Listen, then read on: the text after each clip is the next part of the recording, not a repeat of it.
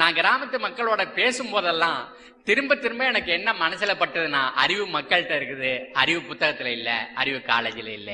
அப்போ என்ன பண்ணா, உட்கார்ந்து விடுகதை போடும்போது புதுக்கோட்டை பொண்ணு அந்த விடுகதையை போட்டான். அடி காட்டுல, நடு மாட்டுல, நுனி வீட்டுல. பயிரை அறுவடை பண்ணும்போது அடி கட்டையே காட்டுல விட்டுட்டோம், நடுவுல உள்ளதை மாட்டுக்கு போட்டுட்டோம், நுனியில உள்ளது வீட்டுக்கு கொண்டு வந்துட்டோம். எனக்கு ராத்திரி முழுதும் தூக்கம் வரல. என்ன அற்புதமான ஒரு ஞானம் இன்னைக்கு கிடைச்சது அப்படின்னு நான் நினைச்சேன். நான் என்ன நினைக்கிறேன், ஏன் அடிக்கட்டையே காட்டுல விட்டோம், சாப்பிட முடியாத என்னால விட்டுட்டோம்.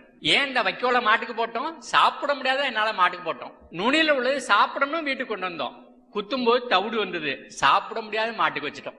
அப்ப நமக்கு வேண்டாதெல்லாம் மண்ணுக்கு கொடுத்தோம், வேண்டாதெல்லாம் மாட்டுக்கு கொடுத்தோம், அது ரெண்டு நமக்கு வேங்கரெல்லாம் கொடுக்குது. இவ்வளவுதாங்க இயற்கை விவசாயம். இதுக்கு எதுக்கு புத்தகம் வேணும், இதுக்கு எதுக்கு காலேஜ், இதுக்கு எதுக்கு வாத்தியாரு?